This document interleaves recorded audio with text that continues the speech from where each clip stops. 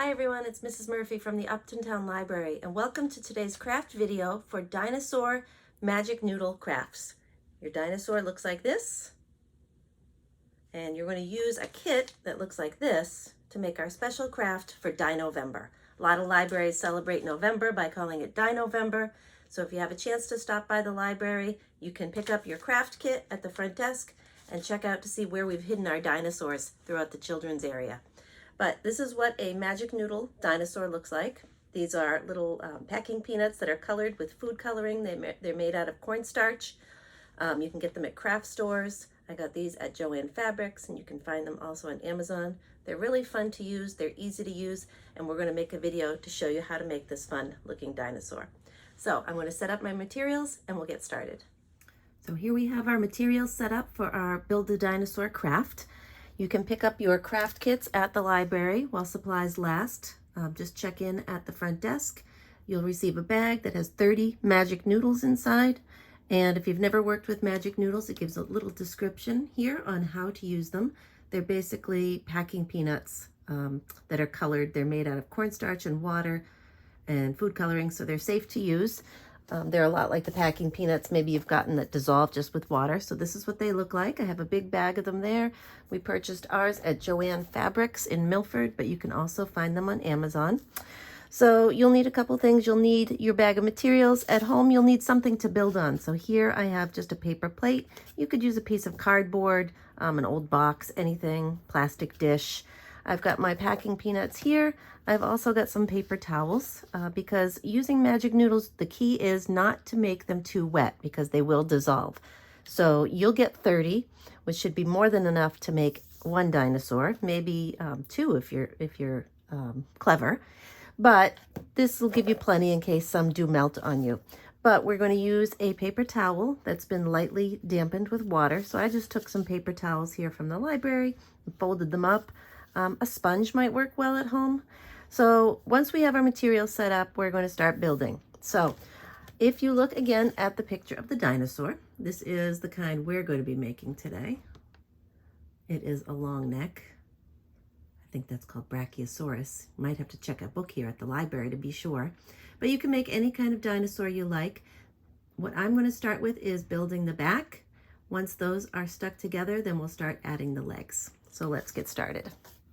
So I'm starting with 3 noodles. I actually went through my noodles and took a look because if you get all of your noodles out in a dish, you can kind of see they are different sizes. So you want to pick 3 that are about the same size. So what I'm going to do now is just lightly dampen the piece. And I can always add more water. And we're going to stick them together. And another key feature of this craft is patience. So we've got to give it about 10 seconds. Let them stick together. And then they'll stick. And then we'll do the same thing with another one. Get it nice and damp. Rub it around a little bit and stick it again. And wait about 10 seconds.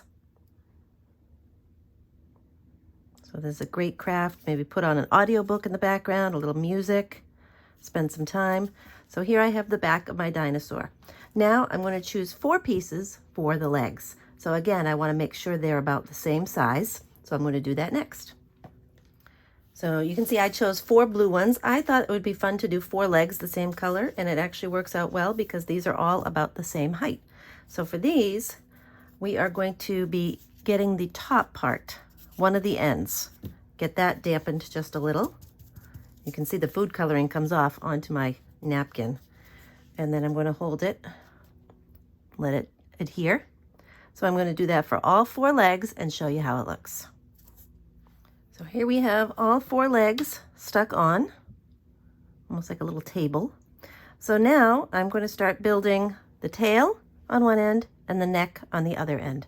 So this is just a matter of preference, what pieces I want to use. The important thing is to take my time and let things dry and stick together well. If you use too much water, it's going to melt. If you don't use enough water, it's going to fall apart. So it's that fine line of making sure it works. So just take your time, plan out your dinosaur really well before you start sticking the pieces together. Talk about different kinds of dinosaurs, what parts of the body we're going to need, how things are going to be balanced. It's a great chance to do a little STEM discussion on this. Just a little check-in. Here we have the pieces of the tail that I've added, and it gives it a little bit of balance. I could always add another small one on there if I want, but I'm going to see how it looks with the neck and the head and see what kind of balancing I need to do. And here we have our finished dinosaur. And you can see what that looks like. Again, the key to this project is not a lot of water, but a lot of patience. So, as one of my kids told me, art can't be rushed, Mom. So good luck with your dinosaur. We'd love to see a picture of your magic noodle dinosaur if you make one. But good luck and have fun. Happy Dinosaur, Dinovember, everyone.